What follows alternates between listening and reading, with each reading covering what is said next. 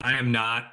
Shoulder surgery is going to kick me in the face. Yeah, But the ALS you one. fixed it yesterday. I did. I did fix it. I pulled on a box and my shoulder popped, and it felt a lot better. I mean, I can lift it by using my other arm still, but you You know, can't do the old Mel Gibson in the movie. What movie was that where he just banging into the Die wall? Hard. Yeah. No, No, no. not Die Hard. Lethal No, Uh, Weapon. that was Bruce Lethal Willis. You're right. Weapon. Oh, yeah, that's the Lethal wrong Weapon. guy. There you go. Wrong guy. Wrong guy. Yeah. Sorry, guys. I failed. Hey guys, I think Chad's in a better mood today. Oh, much better mood.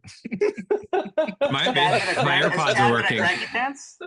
Oh, that's an understatement, bud. You didn't. Oh, God. Brandon, do you want to do the guys. honors since you tipped them off? What's going No? on? Oh, Brandon's definitely got it Well, recorded. Brandon's the one so. that set Chad off. Wasn't Brandon the one who set Chad off on that call? the Yeah, other and day? then Chad blamed me and yelled at It me was for not- no reason. It was not just Brandon. No, It I was said Mark I had a did not comment. say You no. I did didn't. too. You know what? I came wanna in and watch I called him a boomer, basically. I want to watch that entire thing, and you could watch it too, and you will see that I did not partake in any jabs or anything at you for once. I was covering my mouth. Yes, That Nate, you don't believe me, it hurts my feelings. So now I I'm don't. this is on the agenda today, Nate Moody. We'll discuss that a little bit. Well, you're lucky. You're 1 minute left. You would have an actress in there. Don't forget the amendment, guys. The new actress in name. It's not his name anymore, right? We can say his name.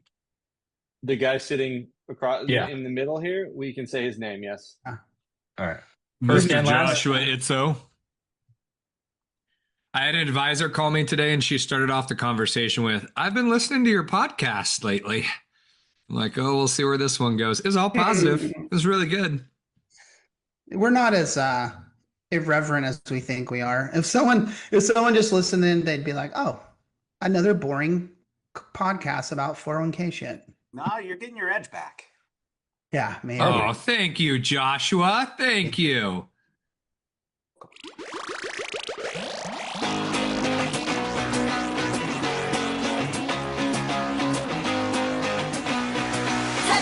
Let me up, we're gonna have a real bad.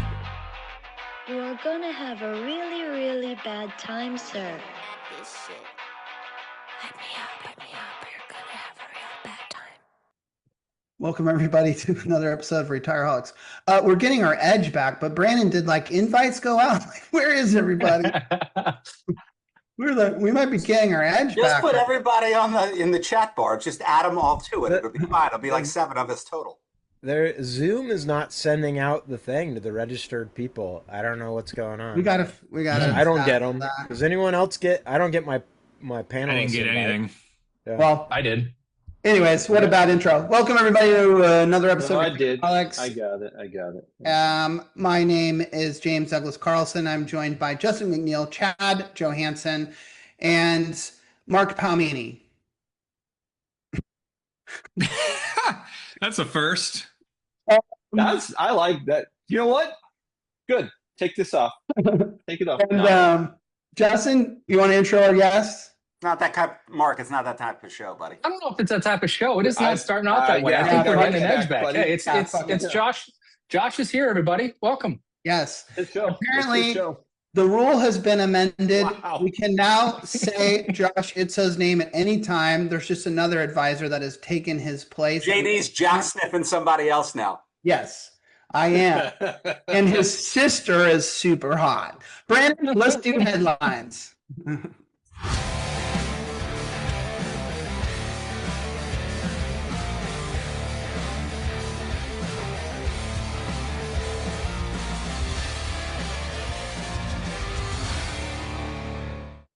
Don't worry. The good news is that this is recorded and will go out to thousands.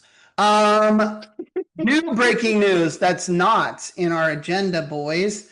Daniel Aronowitz nomination was approved today. He will now be the head of the Employee Benefits Security Administration. The Senate voted 51 to 47. God, we are so fucking political these days. What the fuck? 51 to 47. It's not like this is Kash Patel or something. Was there some disagreement here amongst these people about whether he could do the job? For sure. They heard that he pulled out of the Retireholics and they're like, fuck it, we're not voting for him then. That was it. But he's big. And in case anyone wants to know, he's big on anti-lawsuit stuff. So I'll quote him here. He says, "We will end the era of regulation by litigation." And he's also quoted as saying, "We will be eliminating the ERISA litigation abuse that's turning benefit plans into liability traps." So he's not a fan of these Schlichter types and is going to try to use his role to bring an end to this kind of stuff, or at least damper it. I'm not going to say I'm terribly disappointed in that thought. I think we all need to continue to get better, and maybe people are getting better because they're fearful of litigation. I hope that's not the case. I hope they're getting better to do it for the right reasons. But it's quite frustrating to have plan sponsors tucking their tail in fear of a lawsuit. Let's move on to the next one because it's right up. Let me just ask, don't you think though that's more the industry? Because let's be real, like unless you're committing fraud, you're only a mega plan if you're getting sued. So any small plan that gets worried like a badge of honor is about getting sued. Like it's just a misplaced. No, but it's more operational failure. Okay, but it's fiduciary liability and litigation. But let's look at his comment. He's saying that end the era of regulation by litigation. So what I will tell you is, and I know you know this to be true, a lot of those lawsuits get such attention and visibility that it tends to trickle down. The best practices tend to trickle down into the mid and small plans. So it's not as though we're not impacted by that litigation. We are in several ways. Agreed, we won't end up in court, but it impacts how we run our plans. So. Which I think is a good thing. It was more to kind of Chad's point. I think if as an industry we fearmonger, especially smaller plans, because I know people do it. They kind of like sell by fear to these companies, and I just think it. Frankly, I think it's just not accurate for. It's not small plans, and the fear. You're saying the fear is not accurate. The mistakes that exist, the industry needing to get better, it still needs to happen for the small plan marketplace, but the fear of lawsuit shouldn't exist there. You definitely you don't think that plays a huge role in that, though, making them realize or think that, hey, I can't get away with this, so I need to do it right? I don't think they know that well. Small companies, small plans, again, in general, yeah. I think to Itzoe's point, the smaller companies are more in fear of some type of fix-it that's going to end up costing them tens of thousands of dollars. For sure. Yeah, that's a better. And that's not the kind of shit you're going to see in lawsuits.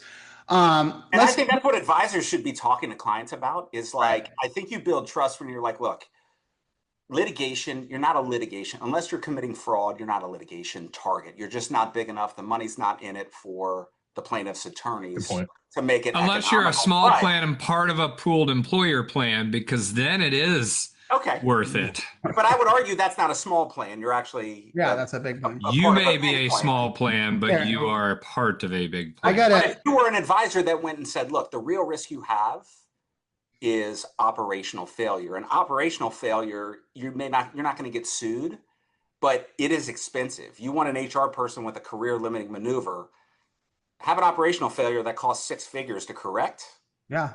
That's where I used to say this. There are some small businesses that something like that would just put them out of business entirely. Like they can't keep going because someone fucked up for 4 years, not doing something they should have.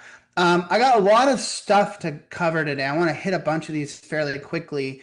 I want to go to this next one, which I think we can handle quickly, but it's right up Itzoe's alley, I believe. The Financial Industry Regulation Authority is now offering training for advisors in crypto and blockchain. So I think you're kind of, do I call you anti this stuff like cryptocurrencies or what have you? But here we go.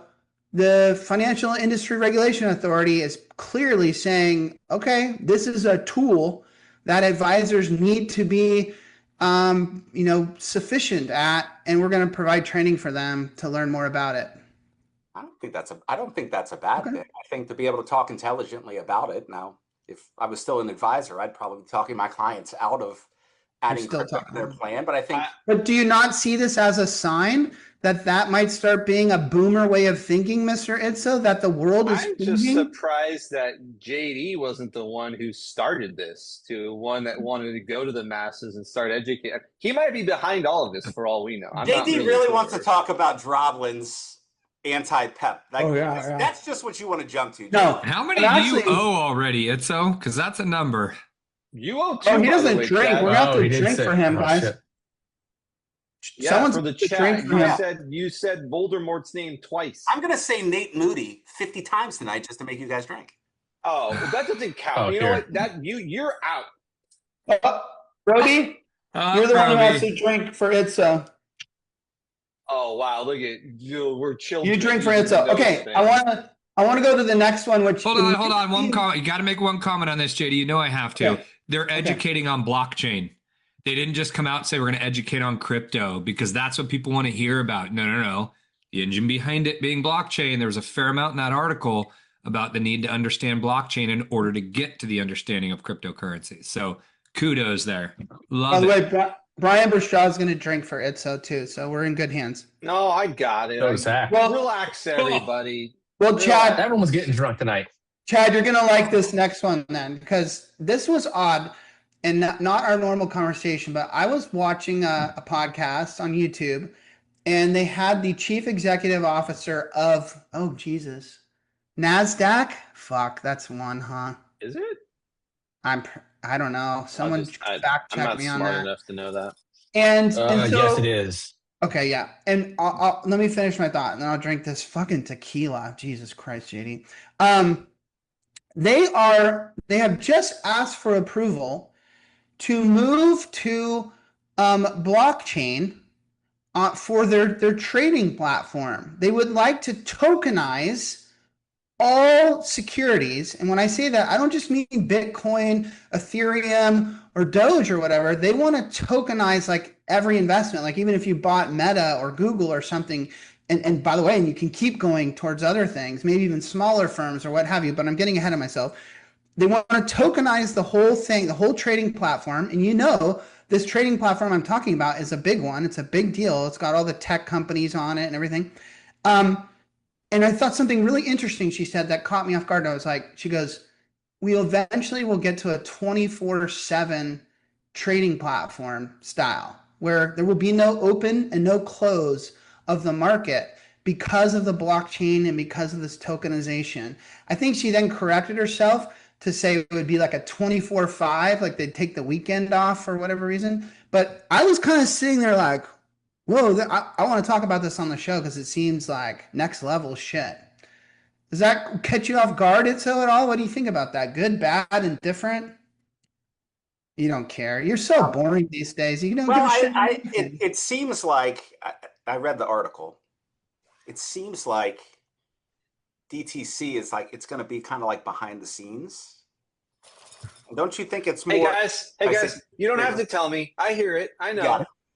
But it seems like, I don't know, it seems like maybe it's more marketing at this point than anything. Like, NASDAQ trying to get out in front of the other. Chad, give him the blockchain. Give him the blockchain. Hold on. No. I think he just said what did you finish with there, Josh? Seeing as like trying to take a first mover advantage versus like the New York Stock Exchange or the Chicago Board of Options to kind of position themselves as from a competitive advantage. You're back in blockchain, right, Chad? He's jumping on the bandwagon. Yeah, so that's what I was going to say. Someone big in the space has to eventually make the leap and start to leverage blockchain in their financial transactions. Yeah. And it sounds like we have the first domino to fall. And if one domino falls and it's going to be successful, then you're going to see others start to migrate to this digital ledger system that blockchain is. So I think this is great, JD. The way they acknowledge it as giving the options of like you can do one or the other if you're comfortable or you're not comfortable. I think it's their way of dipping a toe in the water, and to Josh's point, trying to get in front of others that might go this route. What it's not going to do is get people to buy anything on their on their exchange to use a ledger. They're not going to go. I don't even know what it stands for. I don't want to do it again. They're not going to go to the I'll drink this NASDAQ because of that. But eventually, I think others will follow suit and start having a ledger behind the scenes for all transactions. Well, I think what. Sorry, go ahead, JG. I was going to say, I think that if it is built on blockchain and does have a lot of these efficiencies of trades, and then I go back to I'm being the general consumer here, to this like 24/7 trading, that will be interesting to the people who do this for work, for hobby, for fun. I think there's something, you said people wouldn't go there. I disagree. I feel like if they get there, go for that. Yeah. You're very, very right. But I think this is more around them targeting not the retail investor, but more institutional investors. I mean, that is agreed. And I think in general, what happens is people overestimate like what technology will do in the short term, and they tend to vastly underestimate what technology does over the long term. That's fair. So I think blockchain 3-4 years ago, right? You know, everybody was kind of talking about it.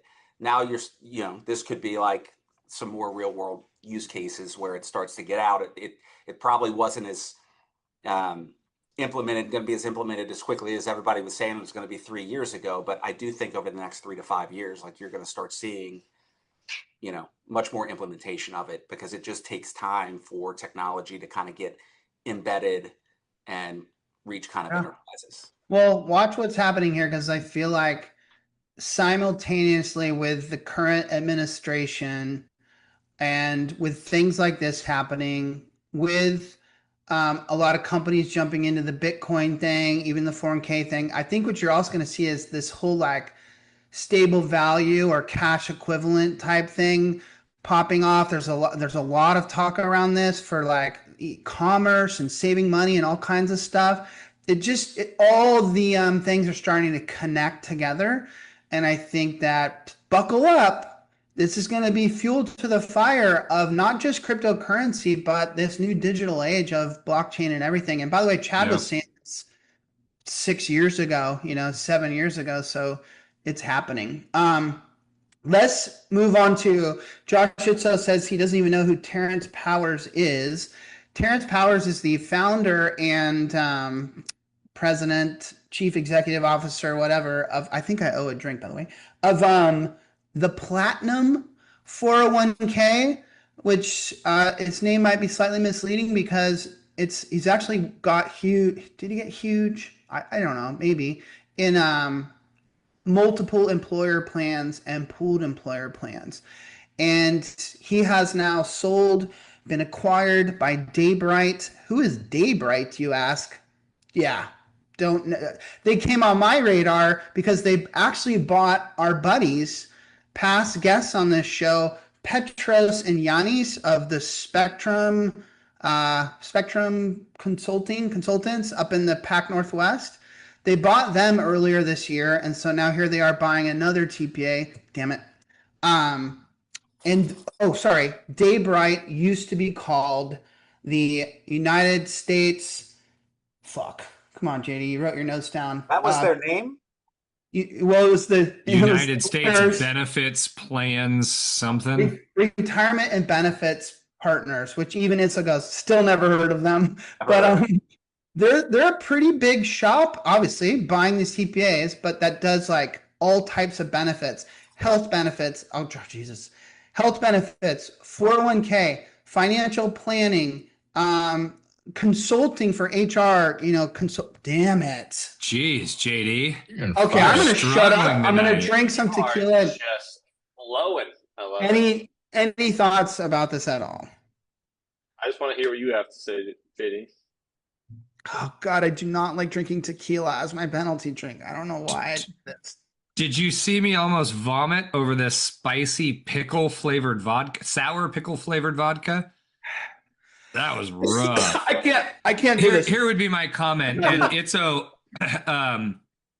we are obviously relatively disconnected from the pool employer plan world. It's not an area that we spend a whole lot of time in outside of acknowledging why we don't think it's a great fit. Terrence Power is the guy in that space and has been for some time. He's what I'll call the authority in that space. And so everybody's kind of looked to him and his successes and said, independent third-party administrators can do this too. And every event I go into with that community, he is there and he's talking about why they're the best thing since sliced bread. To see him get acquired, does not surprise me. What does surprise me is that he got acquired now. I would have think if he thought the horizon was as good as it was for pooled employer plans, why would he have not ridden that out longer? You're such a conspiracy theorist. I'll tell you why. No offense to Mr. Maybe he's ready to stop working, man. I think he's older and it's time. All people will stay in place is what it says. You think if you're Daybrite, I know, but you think if you're Daybrite, you're going to let the guy that is the authority in this leave the moment you acquire that book? Okay, let's stop and pause there. No, you're right. And Terrence did say this will allow him to focus on servicing advisors more, which is code for sales, I believe. So I think you might be right there. But every acquisition, Josh and I were talking about this earlier, starts with the comment of like, all the employees will remain in their positions. So, okay, yeah. For how long and what's the deal here? I think the real thing is like, sorry to say it, I hope I'm not offending anyone, is I think they put a check in front of him. There's an amount that was enough for him to say, yeah, I want that check, give it to me. And then they worked out a deal. So he's an older fellow. But if you thought that industry was going to thrive in the way that you've been talking, and they put a check in front, and you don't want to necessarily work, don't you sit back and go, all right, I'll pay someone $300K, $400K, $500K, $1 million to step in here, continue to grow this because I hold all the equity in the company, and I'll get a much bigger check in 2 years. Well, so here's the counter argument to that is, and I hear what you're saying, but you're making the assumption that valuations are going to continue to expand. I don't know if you listened a couple of months ago, Peter Malik from Creative Planning was on a podcast, and he was saying that he thinks valuations have gotten very stretched, and you're going to start to see some big firms go the other way at recap, and you're going to see some pretty significant down rounds. And so maybe maybe the guy's thinking like, hey, I'm going to kind of take the money and run now because maybe I think it's going to be worth less. We're going to talk later about him pulling the trigger on SageView. So we'll talk about that in a little bit, but that's Peter at Creative Planning who's bought SageView. But yeah, I mean, the valuations you would think at a certain point have tapped out in terms of how high they get. But I like what you're saying, Chad. What you're saying is that the wind in sales of pooled employer plans is no longer puffing the way it used to. All right, let's get to the big debacle of the week. The Internal Revenue Service comes out with final regulations on the mandatory Roth catch-ups.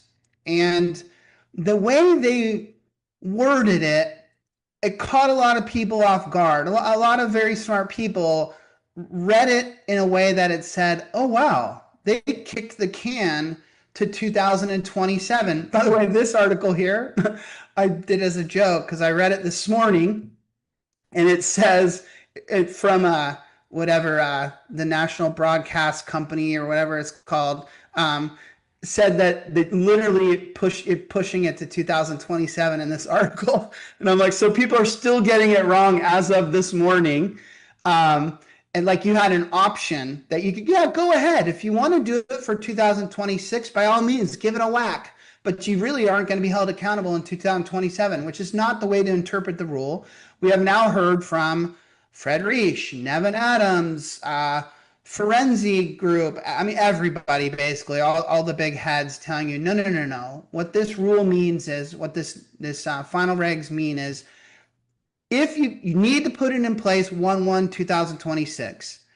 If something goes wrong in the coming year and you make some mistakes, your payroll feed's not working, you're struggling to get it set up with your record keeper, whatever happens, the Internal Revenue Service is not going to be coming down on you hard. They're going to give you some leniency and give you this good faith basis comment. But come 1/1/2027, you better run this thing fucking tight as you should to the regs. But no, you do not have the option to opt out of it for the coming year. That is not how to read this. And I saw so many people posting shit that felt that way. So anyways, how do you feel about this, Itzoe, as our guest?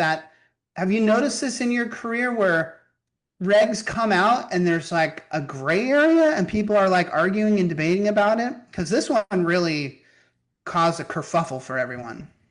Well, I mean, I'm looking at the IRS website right now, and it says the provisions in the final regs relating to the Roth catch-up requirement generally apply to contributions in taxable years beginning after December 31, 2026. Yeah, that's where they fucked it up. That's where they fucked it up. So okay. And then read the next sentence that says, accurate. but they're not extending the transition period. The government screwed something up? What? No, I wouldn't even I don't mean they screwed it up. They wouldn't back off that language.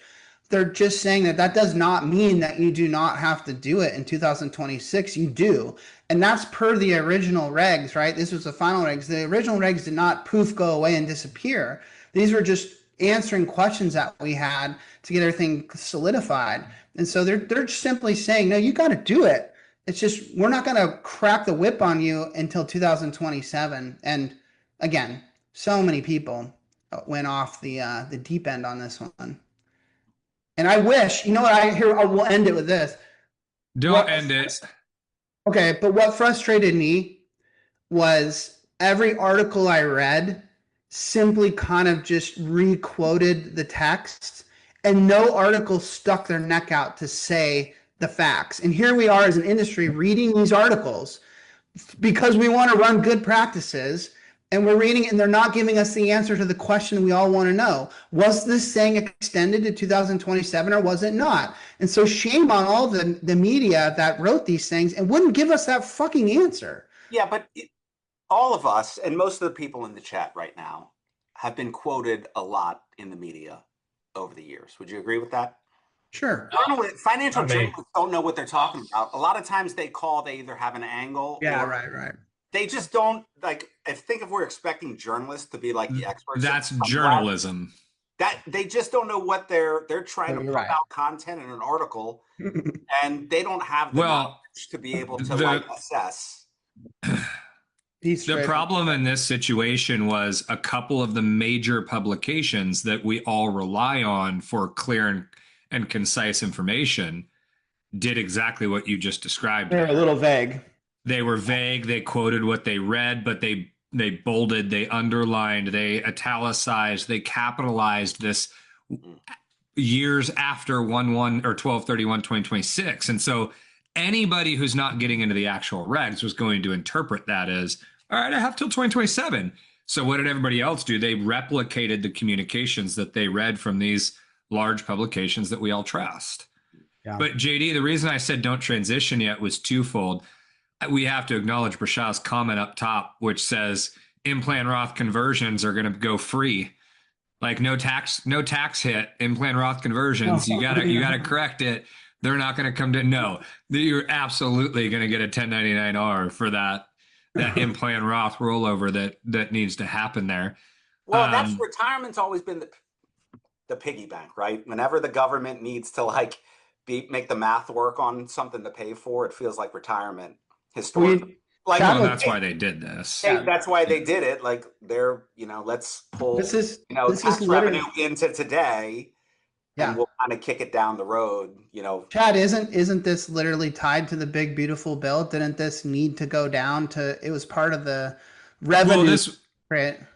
Yeah, but it was part of getting Secure 2.0 over the hill as well, as to cover some of the expenses that the tax credits and other pieces were creating.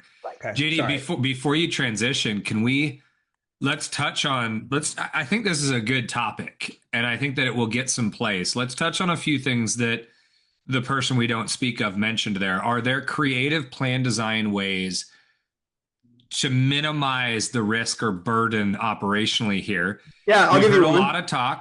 We've heard a lot of talk recently about just make all catch-up contributions Roth, all of them. So if anybody has a catch-up, it's Roth no matter what. Can't do it. They were very clear in saying you're not allowed to do that. You know what you can do though? You could say you have a right as a plan sponsor to say no to catch-ups. You could go in your document and say, no, we don't do catch-ups here. And then you're free and clear of this whole thing. I don't think that's something you'd want to do, but you'd be burned at the stake by if you're a large employer, for sure you'd be burned at the stake. He mentioned a separate catch-up election that defaults you as Roth. Remember it's not the election that's the issue. You're allowed to auto-elect them into Roth once they hit catch-up. If they fall into this 145, you don't need their blessing in it. So there's no need for a special election in that scenario unless Moody, you're trying to say that maybe if we get them to think about it, then the mistake won't exist from payroll. So hey, I had a client literally today that I explained this to, and they don't have Roth currently. They've never had Roth. And she said to me, like, we don't want Roth in our plan. And so I admit, anyone in the chat bar or Chad, you want to comment, like, well, if you have catch-ups and you have people that are age 50 or over, is a gun to your head now that Roth is available to everyone? It is. You're going to add it and it's available. You only have the option to take away catch-up. So she's being forced to add Roth in a general sense when they didn't want to as a plan sponsor. So another thought here, an advisor reached out to me today on this topic, somewhat related. We were talking about simples a little deeper, but he said, hey, I have clients that are in brokerage only approach, and I have to create, if we add Roth to the plan to handle these catch-ups, I now have to have a separate investment account for every person that has a brokerage account that's now a Roth account. That's a massive amount of paperwork for me to do to open up a separate Roth account for Josh and a separate Roth for JD, a separate Roth for Mark. He's like, I don't want to do that. I need to move this to a package provider. Wow, that's interesting, Chad. Yeah, not something I had thought about there. You just said that all those brokerage account plans, commonly referred to as like trust accounting plans, might be great targets right now to move package record kept type of product. That's absolutely. One other thing for everyone to understand, since Chad wanted to turn this into a public service announcement, a little education moment from the Retireholics, is that and I'm going to drink for this, is that this is only for like W-2 comp, not FICA. So if you're like a sole proprietor or a partnership, or you get K1s or whatever, is that right? Like this does not count. This is W-2 comp, that 145 that we're talking about, which is the gate you need to get through to be able to do this. Yeah, the distinction there is it doesn't count towards the owners of that business. If the ownership is a partnership, well, they don't have any income that's subject to FICA. Right. So they don't have that issue. I have to imagine that's an Ackerson too. I don't actually know. But all their W-2 employees still are. Sure. But sole proprietorships and partnerships don't have those owners don't have to comply with this. I mean, we've got clients like that. So, okay. Mm-hmm. Yeah, well, now you know. Hopefully there's not too many people that are still confused about this out there. And Josh Itzoe, being the asshole that he is, has let everyone know that whenever you're reading an article at one of these media things and it's not written by Nevin Adams, remember, look through it through the proper lens and filter. The person writing that doesn't know what the fuck they're writing about. They just interviewed a couple people, put in some quotes. It's true. It's very true. It's very true. Josh, I think my brother, God bless him, the producer of the show, was able to get some FinTalk clips that were passed along his way. And this is a new segment we do. You've never experienced this. I'm not sure what we call it, but Brandon, it's our little social media, real.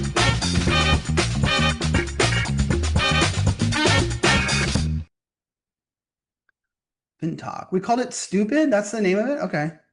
Stupid is the segment. Go ahead, Brandon. What we do here at Itzoe is we jump in that world of TikTok and see how people learn about financial services and financial planning and stuff like that. So go ahead, Brandon. Kick one off. If you've got $50,000 to your name and you put it in the S&P 500, you're still gonna be fucking broke. Fuck that. In roulette, you could take $100, win 10 spins in a row, and be a millionaire. Bro, is Sounds that like some math? drunk stop sick shit right there. He's not Is that wrong. math? That He's math not is wrong. mathing, man. Is he not wrong? He hit $1 million getting hit 10 in a row? Yeah, dude, compounding interest. Well, yeah, Yeah. doubles every time, right? Amazing. Amazing. 36. It's 36 to 1. Do the math. Last time I was at the casino playing roulette, which was not a long time ago. If he was an advisor, I guarantee you he'd get clients. Yeah. Bold. Confident. Terrifying, but true. Confident. And he swears at just the right time. So I wonder if there's some kid on TikTok watching this and he's like, in all seriousness, going like, yeah, damn straight. Fuck the Standard & Poor's 500. I'm going to the roulette wheel, bro. I think there could be some logic to this guy. We'll have to check in with him at a later date. Let's play another one, Brandon. I got some more serious ones, I feel like.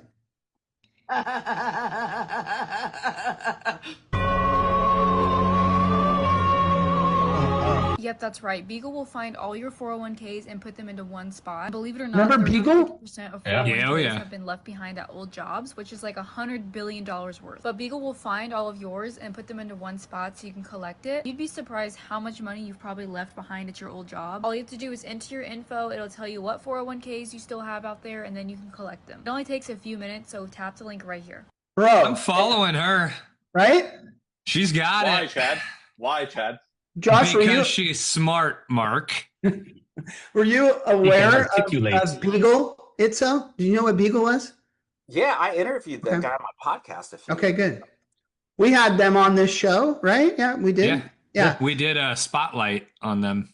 So I thought it was cool to see that on TikTok. I thought it was very well done.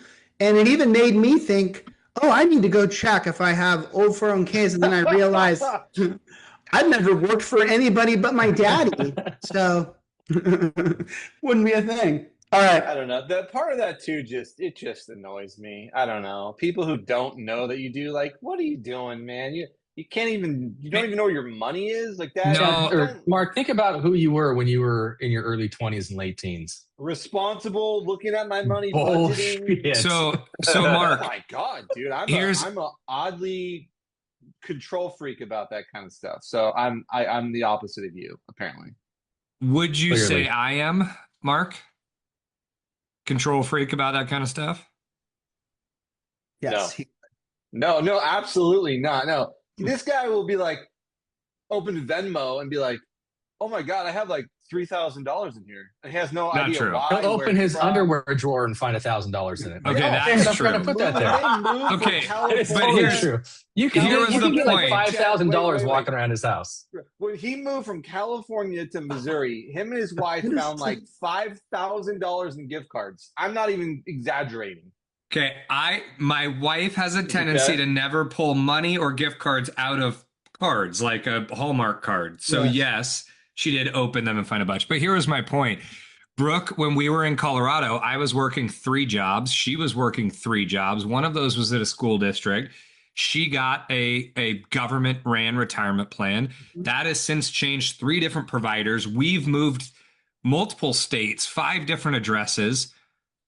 I can't track it down now. I can't. It's really? Like maybe $1,400 the last time I was able to track it down. I know a guy at Beagle. Use Beagle. Yeah, that's my point, though. It happens when you worked a lot of jobs young. Yeah. Like it I happens. think it's phenomenal. I think it's phenomenal. I love think it's it. great. I'm just saying those people annoy me. Well, AI means these kids can't get jobs now, so they're not. Can I ask for a quick moment, like how they do it? Is it those forms that we file as third-party administrators every year for a left behind accounts? Where are they getting their data? That has to be it. What is it? The 5330 There you that they're go. pulling Thanks. that data from has to be it. Tie it to your social. How embarrassing. But they're not getting that. You don't have that with simple IRAs. I don't think you have that with the government plan like Brooke was under. So I don't know if they'll find. I will check Beagle for Brooke because I know those dollars exist. It's just hard to track. But Hackler just said that's not how it works. Maybe that's part of it, but that doesn't tell you like what vendor it's with. So they've like Oh fuck. They've API'd with like record keepers and shit. Like, I don't know how it's built. But whatever, it works, apparently. So we'll move on. Let's go to the next. Yes, man, we don't talk about they get a kickback from the assets they uncover. Oh, that was my problem with the guy when he was on. I was like, how are Well, you making a profit? so they, like most things, they're an RIA because they're referral. They refer. That's where they're making their money, is they're referring. When they find these, they're referring this to a custodian, and I think that's sure, you're bundling it all together. I think that's how they monetize it when they say, hey, you should roll this over to Vanguard, that they're getting paid. Oh, do they for give the you referral. options like this? I thought they just had their own option. They actually let you go take it to Vanguard or whatever. I thought when I talked to the guy a few You're probably years right. ago, You're probably right. That's how they were. I think that's how they were doing it, and because the SEC, even if you don't provide advice, but if you refer, you have to register as an investment advisor. We could check the tape and go back, or we can invite the guy back and talk to him. Maybe we'll do that. Brandon, let's play the next one. You have $10,000 in a 401k, take it out and do this instead. One of my favorite house hacks is a 3% down payment on a really good deal. And in most situations, $10,000 is an exemption from your 401k that you can put into a house, which means it comes out tax-free, penalty-free, and you can use that as a down payment for your house. You're not actually buying a house, you're buying a home. This is actually not just a place for you to live, it's an investment. And a couple years later, you're gonna refinance it or take a home equity line of credit. At that point, you can pull out a stack of cash. You can use that as a down payment now on another piece of property. Now you got one you're living in for free because the cash flow on the second one eliminates your biggest expense. I just want to be clear before you comment on He this. sells arms. That dude's He was a punter in the NFL for a while. So he looks like. Before you comment on this, I followed his exact strategy and it's working really well for me. But how do you feel about this? Take it out. Wait, that's legit? No, I'm kidding. I was like, what? I am leaving for Texas tomorrow, everybody. I'm flying out to go look at some more properties. Okay, Itzoe, what do you think about this advice on TikTok? I mean, I think any financial advice on TikTok is shady at best. You can't cast that. We just saw some good Beagle advice. You can't say any. Don't be that inclusive. How dare you? Most. I don't know. I don't trust a guy who I can see his socks when he's sitting there with they're wearing white socks and a glass desk where you just look down at your thighs all day. That's weird, man. I don't know. Definitely like fit dudes, fit, confident, tan dudes in tight pants. You shouldn't take financial advice from them. Here's my actual question to all of this, guys, because we've done this segment a few times. Do you think he believes what he's saying, or is he just looking for clicks? I think there's a little bit of both there, but I think this guy here believes it.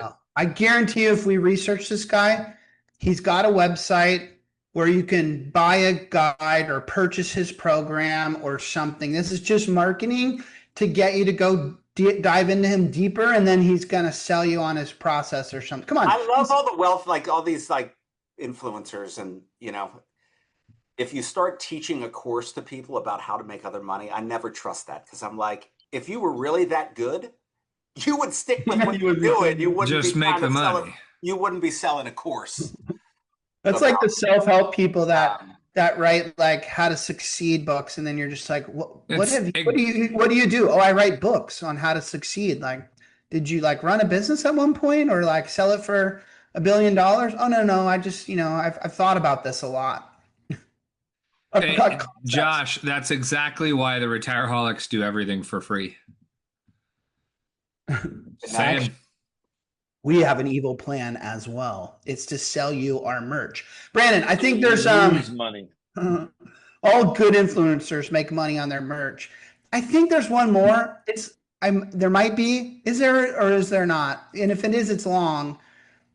executive order that was signed Thursday, it put in some nice things for the 401k. Traditionally, your 401k, you could invest it in the stock market and you let it sit there and there was not much else you could do. That now allows you to take your 401k money and invest it in alternative assets. Bingo. Before, you couldn't invest in hedge funds and private equity firms and invest in like actual projects that a lot of millionaires and billionaires invest in, and that's how you become so wealthy. Those things 5x and 10x your money in 5 years. Obviously, like you have to pick the right investment. It's super risky. You could lose it all also. But like for the most part, you can take your 401k money now and diversify it and leave some in the stocks and put some in private equity and put some in BC and have that ability to invest where you didn't have it before. Josh, this guy read Trump's executive order. He's got it all figured out. Don't trust anybody with a Fu Manchu and all black. That's the in a serious moment, can I pivot you from this to private equity in 401k and the Trump's executive order and the debate that's been just flaming in our industry? Where do you stand on all of it? You know, I posted something. I've been off LinkedIn for I've been, off the grid for a while. Don't insult your own intelligence. I posted something recently. I think everybody who's screaming, oh, participants are asking, I think that's a joke. I don't think, private equity.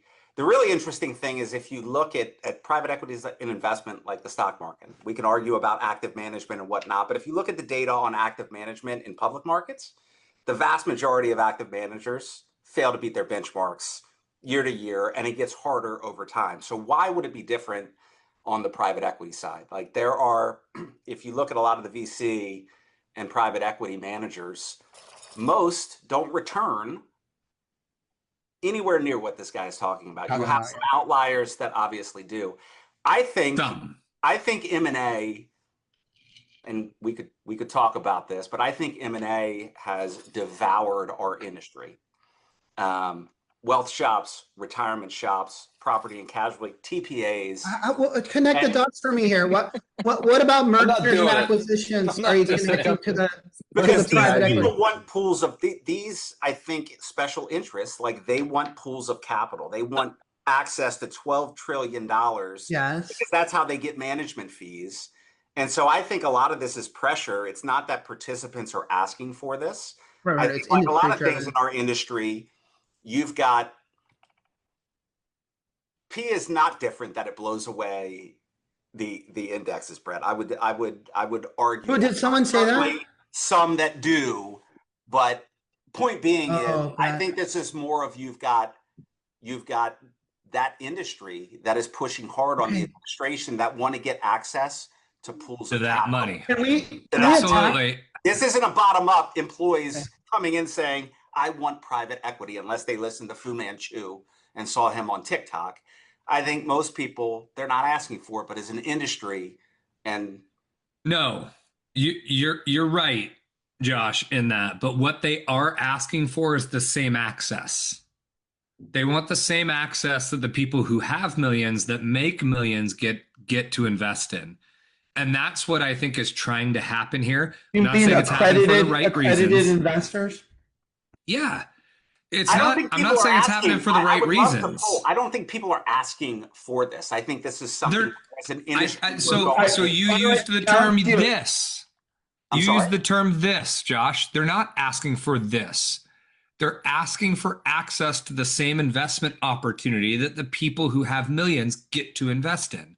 And by the way, I think if you did survey, I don't think they'd ask for it on their own, but I think if you did line up 100 participants and properly explain, like giving them access to more sophisticated investments like this, whether, by the way, which we haven't talked about, whether that's in managed accounts or target date funds, I think a good majority of them would say, yeah, I like that concept. I want that to be part of my 401k plan. I need to tackle Schaffner in the chat bar.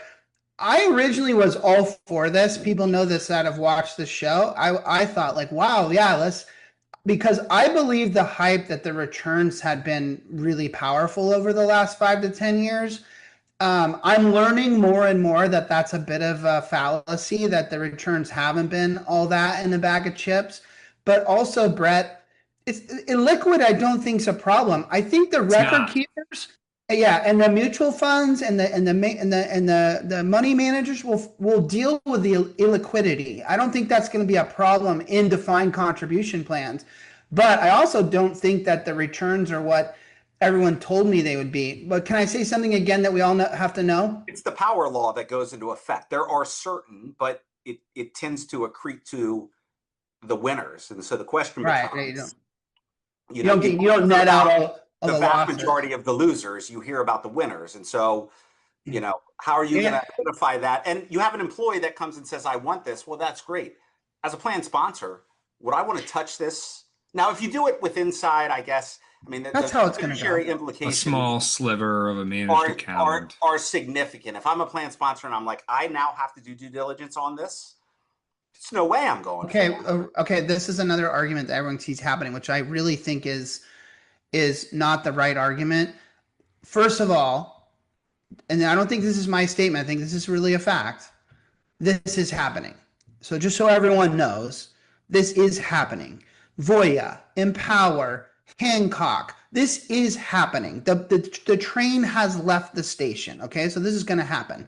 Now, where it's going to happen is it's going to happen in target date funds, and it's going to happen in managed accounts. And I would bet you a good sum of money you're going to turn around in 5 years, and it's going to be part of the great majority of target date funds, and no one's going to give a rat's ass. It's just what's a good sum of money? What is that? A percentage? Yeah, what's your bet? Yeah, you said I'll bet you a good sum of money. So how do you do that? I would go pretty big. I would go pretty big. I would bet someone $5,000 right now. Cover it, Mark. It's happening. It's happening. You can't stop it. Hey, can you give me odds? Well, that brings up another good point. So here's an interesting thing. If you're an advisor, and somebody just posted, I think. Yeah, don't say it. That's what I'm trying to get to. There you go. But what's interesting? Duty. Think about the conflict potentially I have now as an advisor, and am I recommending this to a client? And what if the firm that has a stake in my firm is one of the conflict of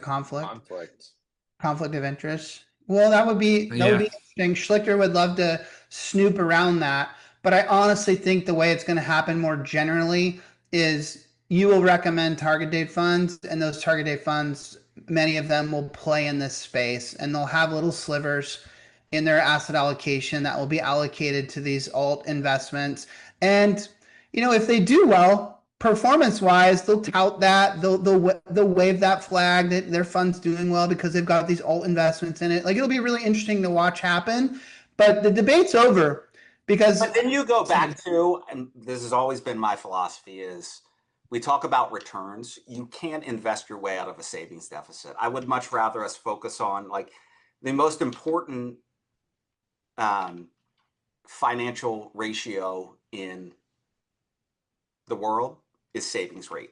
If you have a high enough savings rate. And so that's kind of my concern a little bit too. As advisors, we focus so much on the investing side.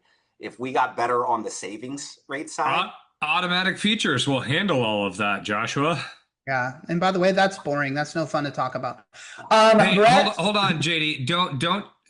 Don't we gotta mention that who does not be spoken of's comment of it's a circular equation here, and that most of the private equity money, we're talking about businesses and people who have a lot of money to invest, who also own the companies that want to then have these investments inside their retirement plans. But they're getting that already, because if you look at the vast majority of wealth firms, they're all building alternative investment solutions. No, I'm talking about record keepers. I'm talking about those that are holding on to the trillions of assets that are looking at ways to create more profitability within their current business structure. Absolutely. I mean, they have holdings in those private equities. You mix those private equities into the platform, they're double profiting there. So he mentioned human interest. It's like, well, why would human interest want it in the platform if human interest would get funded by the venture capitalists who are then going to make a bunch of money by getting access to the trillions of dollars inside the 401k do you guys know the firm Blue Owl? Does that ring a bell? Do you know Blue Owl? No. Yeah, they make ice cream. There are lots lots of firms that record keepers are partnering with that have already worked in this space and know how to like diversify across different venture capital, private equity areas. So I get what you're saying, and I think that will happen, but there is another kind of more prudent, less conflict of interest route that's happening. And you know me, I love to put on my tinfoil hat and talk about conflict of interest, but it's not all going to be that way. This can be a well diversified, kind of spread across different private equity type of thing. Anyways, we'll continue. Didn't Intel a few years ago? Didn't they have a big lawsuit about this where they got sued? Yeah, they won. They had custom like target date funds that they kind of created. They won the did. lawsuit. Yeah. So they won, and I just think this is one of those distraction things in my mind, where it takes us away from like helping companies do things we know are going to move the needle, and it's kind of a distraction. And my sense is companies, whether it's this or crypto or whatnot, if that stuff makes its way into plans, it's generally going to be because you have a business owner who wants it, not necessarily the employees, but a business owner that's going to want it and they're going to make it. Or self-directed brokerage account. It's not because employees want it. It's because they want it, because they want their advisor to be able to kind of like manage their stuff, and that's why they put it in. And in conjunction with that, the industry as a whole, as a mechanism, promotes this in such a way that it just becomes something that advisors are aware of, and it's part of the everyday conversation of like the same way we talk about diversifying into technology or emerging markets. We'll be talking about alt investments, which will sound sexy and be a great way for themselves. By the way, we're already seeing this 401k specialist and Brian Anderson over there interviewing these two chicks a week or two ago, about private equity. It's all positive. Empower's press releases, Voya's press releases, Hancock's new partnerships. Like you're going to follow the money. You're going to see this narrative, and it's just going to become like, oh yeah, that's what we do. We have alt investments in these types of funds, I think. So I think it's good to keep talking about this and see where it goes. It's exciting. I'm on a email chain right now with a bunch of old industry guys, and they're just going back and forth for weeks on this shit, like arguing with each other. It's so fun to watch. But my feeling is that advisors should be having an opinion. Tell us what you really mean, Brian Brashaw. And that they should be bringing and having these conversations with clients. Like you want to make sure that your clients, any new innovation, topic, trend, they hear from you before they hear from anybody else.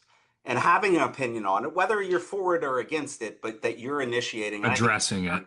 That's where advisors, I think, fall into and wonder why they get put at risk. It's because they're not having these kind of like, they're not a resource. They're not, here's what's coming, here's what we believe, here's why, whether we're for or against.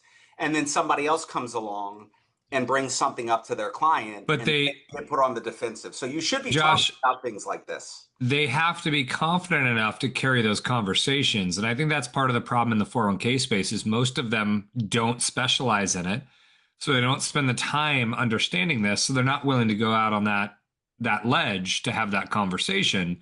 So they tuck back into the basics of what 401k advisors do. And that's why they come at risk. But I think a lot of specialists and Really?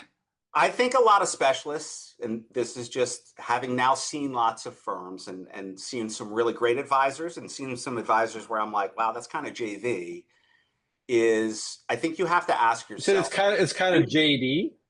Well, I think there are. Just say, yeah, you said D, not the other letter. Right? Take a drink, Mark. Take a drink.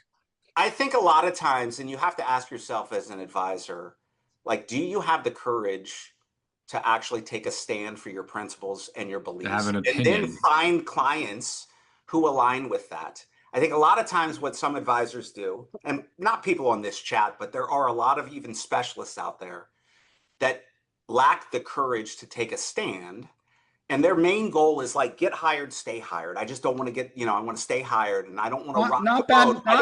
Not bad goals. Not bad goals. Well, I would argue that clients respect when you have an opinion and you can defend it, and that you are firm in your beliefs. And I would say if the client doesn't align with those beliefs, they probably shouldn't be a client of yours. You only have to find 25, 50, 75 clients that see the world the way you do. And I think most clients will appreciate a principled stand.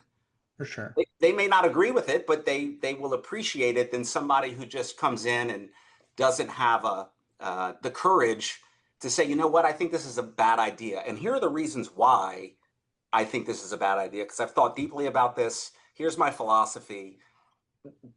There's a lot of courage in our industry where people they don't want to rock the boat because I don't want to offend, or I don't want to, what if I get fired, or what if they don't like it? I think clients respect courage and principles more than just somebody who comes in and says, hey, yeah, whatever you want to do. People don't understand this.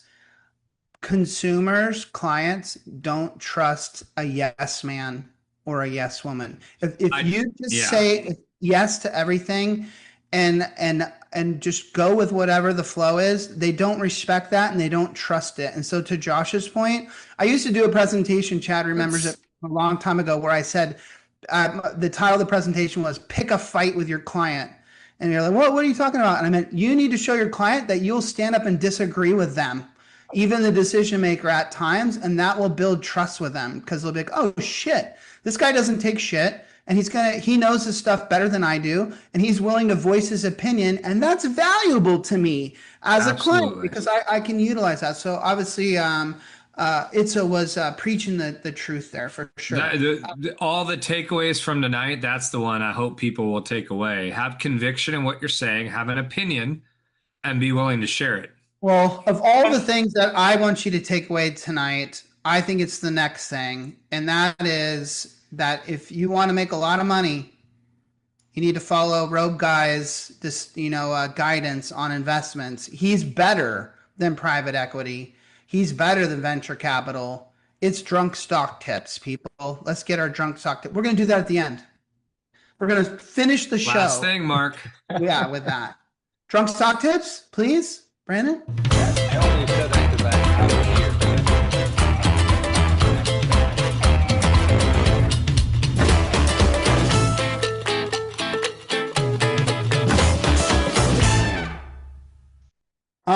The chief executive officer of this company is a little crazy, kind of Willy Wonka looking dude. Today's price was at $176.97. The stock's been on a tear, an absolute tear. Its annual return for 2024, according to chat, those letters, is 340%. The company's cumulative return since 2020 has been 623%. It does annual revenue of almost $3 billion and is on just growing. The company, Mark, that we all need your guidance on is Palantir. Are you familiar with this company? Oh, it's software. It's artificial intelligence. It drives a lot of the... Just buy it. Great. You heard it here first. You heard it here first. Fuck, yeah. What is the ticker? Because I need to search it. So PLTR. CEO Alex. Are you sure you're not going to get planters nuts if you put that in? Just making sure that we're at the right ones. Maybe. People. I would still buy that stock too. People protest this chief executive officer when he shows up for speaking engagements. Can you show a picture of him real fast? Because I don't know who this guy is. Brandon might be able to find him up. Alex Willy Wonka is the guy's name. Justin, I'm really not in a position to type in things right now. It's worth listening to him on YouTube or whatever. He's very drinking a lot of vodka in your free time. And so my understanding this isn't my free time though. It's work. By the way, it's so when we first started the show a long time ago, live audiences and everything, Justin and Mark sat next to each other. We had to separate them. And so what you see today is an homage to that. We put them on the opposite sides of the I feel like I don't know anything about Retireholics. There he is. Oh my God. No. I changed my mind. This guy's going to jail in like 3 weeks, dude. I'm out. There's no chance that this guy doesn't have skeletons in his closet, man. No fucking way. Fair So enough. I'm shorting. Let's see. Let's do Wheel of Ice or Quick Chop our champion. Let's do. Oh fuck it! Spin the wheel. Spin the wheel. The wheel of ice. The wheel of ice.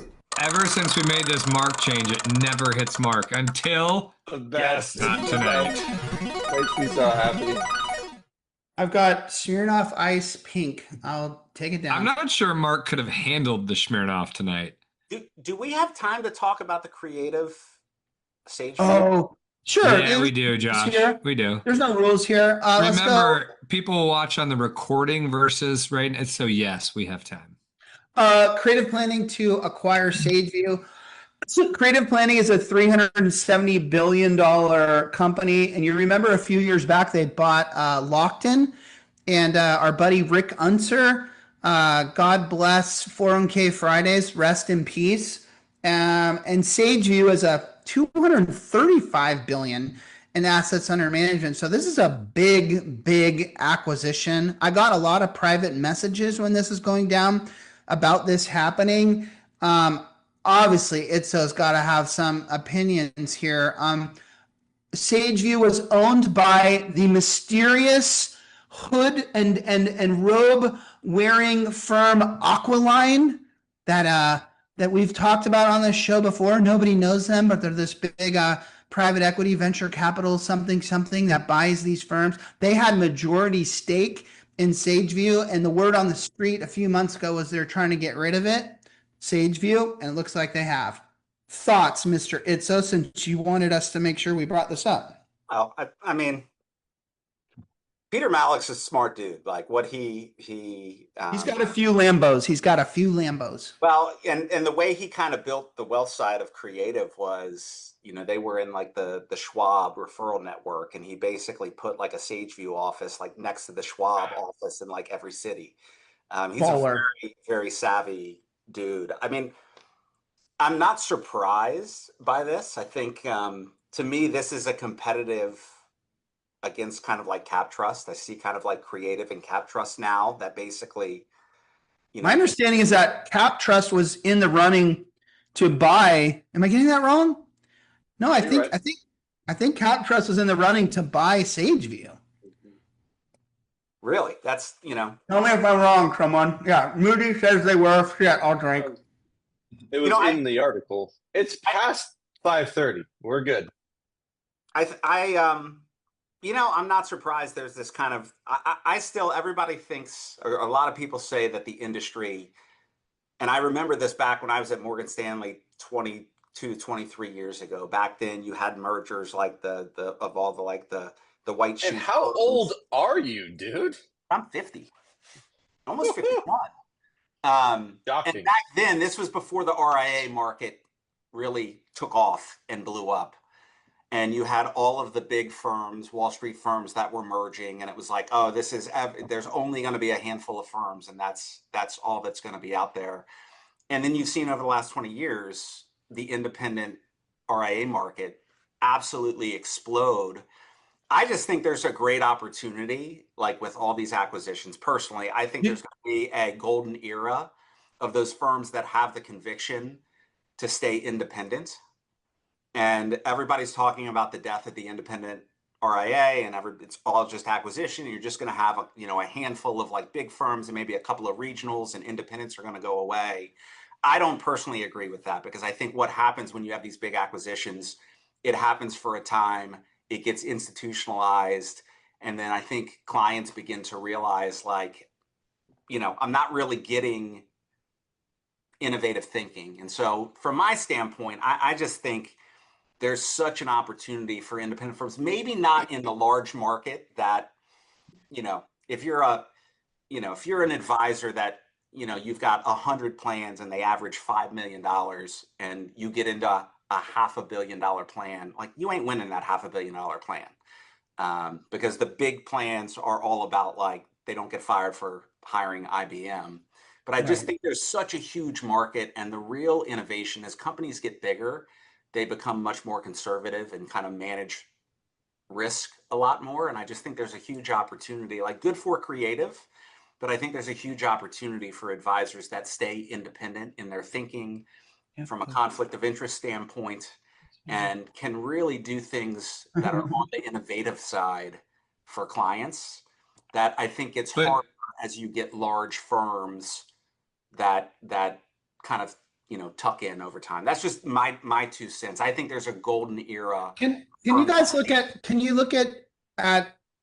Mr. the guy with the hot sisters comment and the merge, get bloated, filled with conflicts, agree, break up, spin off to recite. Can I ask you, like, what is the purpose of these acquisitions? It is money, right? I mean, and maybe it can money and access opportunity to make more money, but does it work for them? So when creative planning bought Lockton, that was what, 6, 7 years ago, 8 years ago? I don't know. Like, has that worked? Have they won that game? Was that a smart deal? And so this is so beyond my pay grade. Like, are they making, hundreds of millions of dollars because they make these deals, like, or is it just like Nate saying, like, kind of, oh shit, I'll drink for that. It's past 5:30. I haven't been hitting those ding dings at all. Is it just my question? I tell you who it works out for is the majority owners of these RIAs, because they walk away with a ton of money. Who gets screwed in this actually is the next gen of advisors that basically have had their opportunities sold out from under them. And so I feel like there's a real opportunity for that emerging next gen. I've been really impressed. I work with a lot of next gen advisors and I've been really impressed with them, but they kind of get their opportunities sold out from under them because they can't build the wealth now that they could have, I think.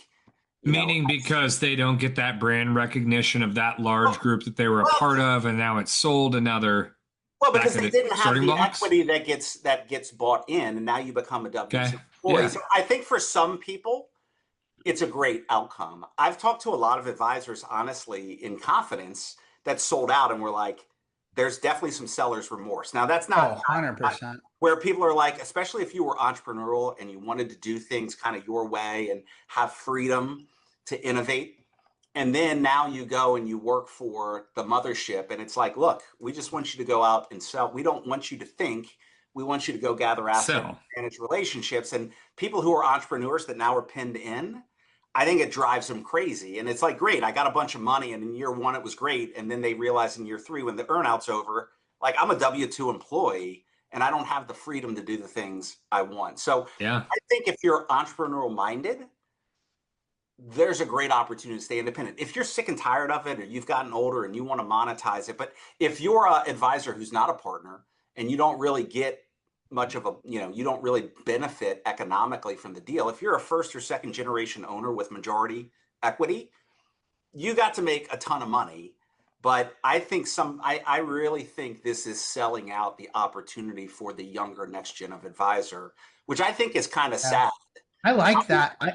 You say it's sad, and it inspires me to think about who might buy my company, and I could fuck Chad, Justin, and Mark. I would make this big check, buy a couple Lambos, and just give them the bad news, like, oops, sorry, it happened. No. A couple more Lambos. I'm actually joking, and I wanted to have an honest moment of like what Itzoe was just talking about. There is I get wooed all the time with people that want to buy our company, and to me, it's like, God, everything he just said scares the shit out of me. Like, I don't want to go down that path. and I want to do what we do together and build it and grow it and do things like, who the fuck wants to be part of the evil empire of fucking Darth Vader and shit? Fuck those fuckers. Those that want a big check, JD. To Josh's point, the next gen ones don't want to be a part of it, but those that want the big check most certainly do. And not everybody's wired. And I realize I'm kind of talking from, we speak from the seat we sit in. And like, for me, like I could not be part of that because I'm a kind of a control freak and I want to do things the way I want to do them. Not everybody is wired to be an owner, an entrepreneur. There's some people in some cases, and I've seen enough with the aggregators. In some cases, it's worked great for certain teams. In other cases, there's a lot of spoiled milk. Like you said, there's a lot of people that a few years now since all those deals went down, they will tell you in confidence that they're not happy with the decision they made, but whatever. So it's an interesting. I mean, I think creative, like they are a very well run. They are a very well run firm. I would still say, even with the Lockton acquisition, they are a very wealth centric firm. But I mean, that's good for them. Why are you smiling so hard, Josh? Why was that difficult for you to say right there? What's that? I felt like you were giving a PR stance for creative planning. No, I would just say, I think it's an interesting, if you look at CapTrust, I think if you look at the numbers, CapTrust, like a majority of their revenue is now wealth wise, but they were a unique. So they're an example of convergence as success. Retirement. They started as retirement and then worked their way into wealth. Right. I think what you're seeing here is it's wealth that's now like kind of bolting on retirement. When these firms buy you, they're buying your future earnings. And so I think what's great about the advisory business, I think if you're a pure 401k only firm, even as an independent, it's a tough road. Yeah. You have to have wealth. Just from you don't see the client. Would you have said the same thing 5 years ago, Josh? Definitely, because you don't see the hardest thing I think about the 401k industry, it's hard to sell companies. It's way easier to sell, wealth. And we had a big wealth practice as well. It's way easier to sell, I think, wealth services, but it's a lot stickier on the wealth side. Like you don't have individuals who get acquired. I would say that it was harder to sell 401k plans. And then you run the risk of like, you've got a great client that gets acquired because M&A is eating everything else, every other industry. And now you've kind of lost that client. Wealth clients, if you do a decent job, there's just a longer term. They stick with you a lot longer. I didn't know that Jason Roberts is here, and he's backing you up, also saying that it's a lot more work and a lot less comp. News alert that I didn't know. I didn't know that past guests on this show, Matthew Eichmann, is over with Jason Roberts. I just stumbled upon that today, so shame on me. But I didn't know that Jason's doing some different things over there that your typical ERISA attorney does all during. Oh wait, no, we're past the time. But so I gotta check back in with everything. I would ask Nate though. The sales cycle is so much longer for a 401k plan than it is for a private wealth opportunity. The difference is it that easy to get someone to turn over their $3 million for you to manage? I would imagine that's fairly difficult. I mean, my experience having done both was, but if people have need and you articulate your value prop and your approach, that it's a much less complex and quicker sales cycle. But you were dipping into a pond that your firm already had a relationship with, right? What do you mean? You were cross-selling in your prior life. You were cross-selling most of the time. We actually did not. We did not cross-sell, and that's the other where I think a lot of these valuations of firms, retirement firms, this can be an unpopular opinion. I think those valuations are elevated because if you think about it, the average wealth firm nowadays, what they really want is they want that kind of mass affluent into high net worth. They want people that have like the bread and butter is that $1 to $5 million, that $3 million portfolio that we can manage. That is the sweet spot. Okay. There's not a ton of people. I would say on average in a 100-person company, you might have 3 to 4 people, 3 to 5% of people who actually would fit that. The rest of them spot. are broke. Or they're not. It's like, it's hard to deliver comprehensive planning for somebody who has. Let's not get into that story again. But we debated that for years. The trying to bring unless you change your economic model, which what Nate just mentioned was Henry's, but that does not work with an AUM model, right? You could charge 1,000 basis points, but if somebody has, not a lot of money. So that's where I think you're seeing these emerging Michael Kitces, and with XYPN, you're seeing these emerging business models of more of like a subscription or a monthly fee or a quarterly fee. Or you're seeing a stratified, like, hey, there's a fee for planning and then maybe like a lower AUM that's on it. That will work for the Henry market.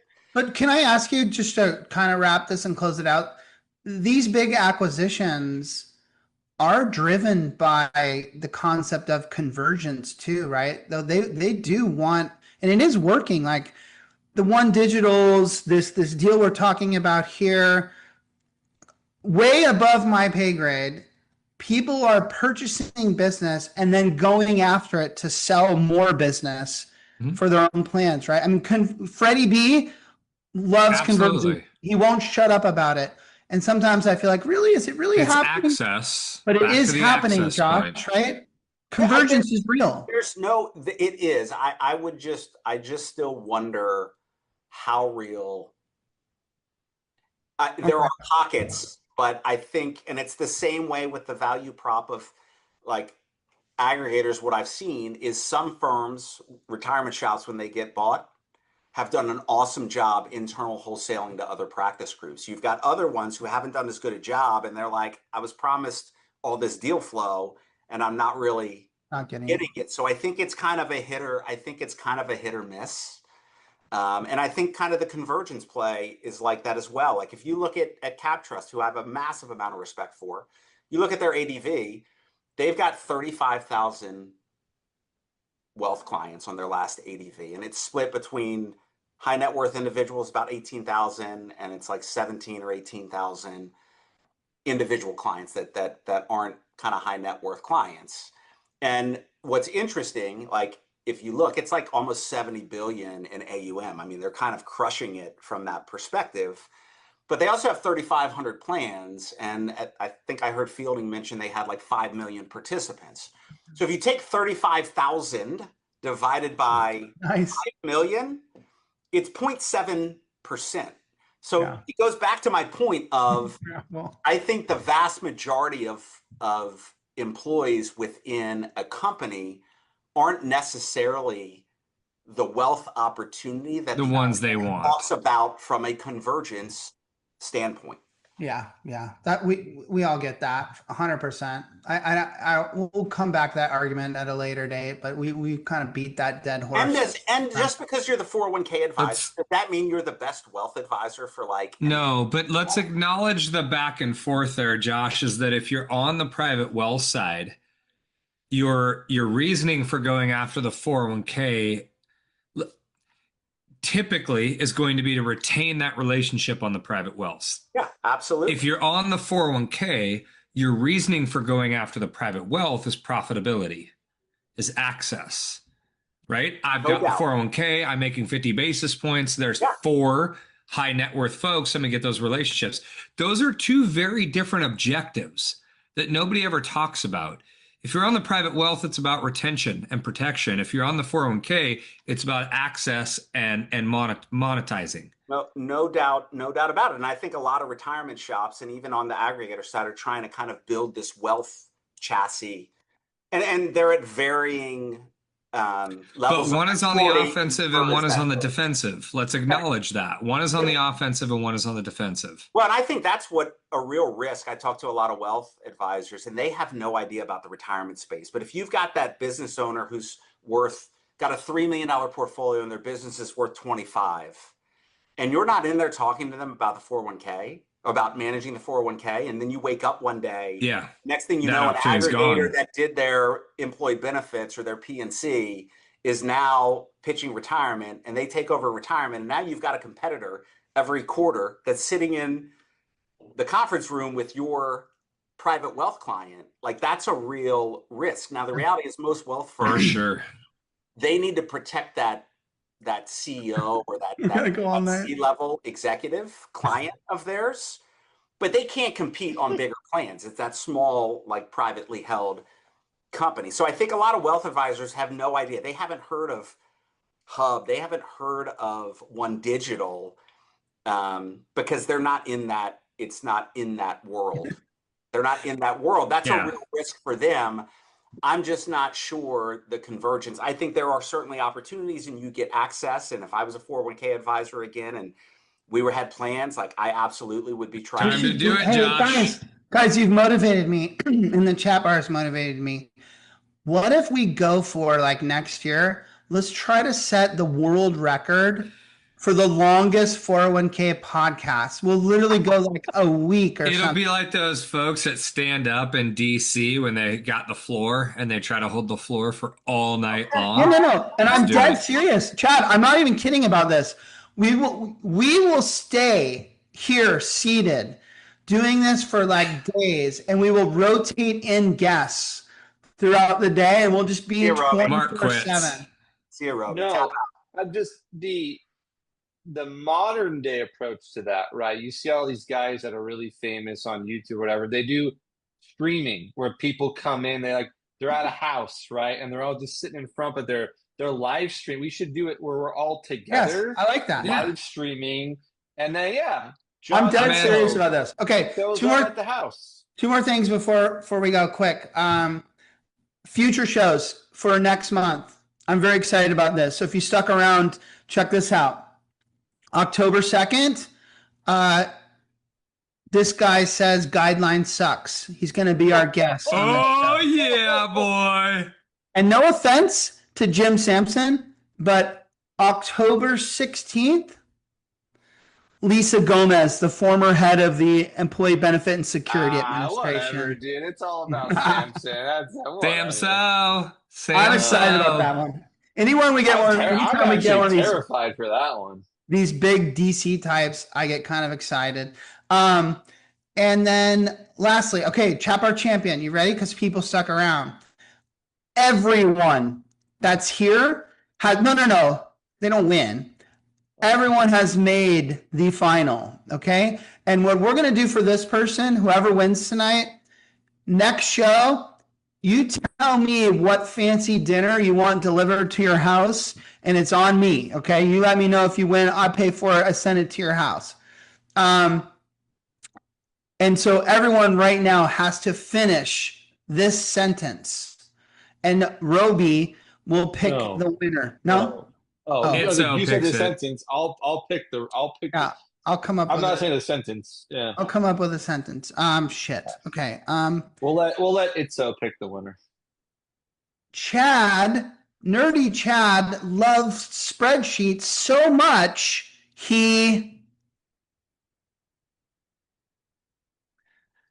All right, let's see. Nerdy Chad loves spreadsheets so much Take your time, people.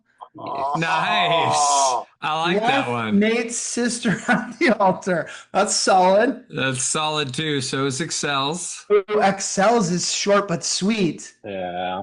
Drafter mates to them. Roby's sister for dinner. That was Moody. Moody said that before you said the sentence. You did? The drafter baits? No.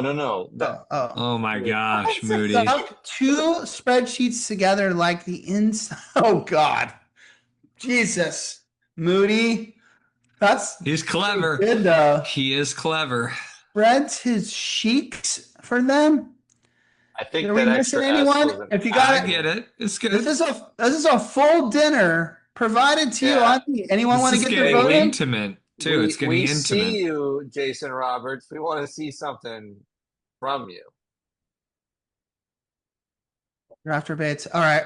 We'll see who's guessed. We have to okay. give it 31 seconds. Itzoe's choosing or is Mark choosing? Itzoe. All right, so who's the winner? Who's the best? Is it just based on that quote there? Because that's it. Yeah, they made the finalists, so it's just that now. I can't leverage the fact that the D's nuts reference because Brashaw had it from. No. It's got to be about this Roby thing we just did, or the Chad thing. Nerdy Chad loves spreadsheets so much he drafter baits to them. Stuck 2 spreadsheets together. Excel's very smart. Left Nate's sister at the altar. I love that one. Come on, which one's the winner? Brashaw's the Mike drafter baits. Who is it? Itzoe. I gotta go Brashaw. Brashaw. Yeah. Okay. It was solid. All right. Solid. All right, yep. BB, hit me up in the. I was gonna go Nate. I was gonna go Nate till he skewered me on the chat, and so hit me up in the private messages and let me know what fancy restaurant you're gonna be next to in 2 Thursdays when we have Jim Sampson on the show. Tuesdays. And dinner's on me. I personally, you know who I would have voted for? My favorite 401k guy in the world, Nate Moody. It has been another episode of Nate Moody, his LinkedIn profile. Yeah. We are changing the retirement plan industry, one tequila with orange juice and POG at a time. See you next time. Thank you, Josh Itzoe. Thank you, Josh. It's so good to see you, buddy. Good to see you. Thank you to everyone who tuned in and everyone who's watching this on YouTube or what have you. And he said he's repping an RPAC. Can I change my vote? No, you can't change your vote. I salute you all, you 401k fucker.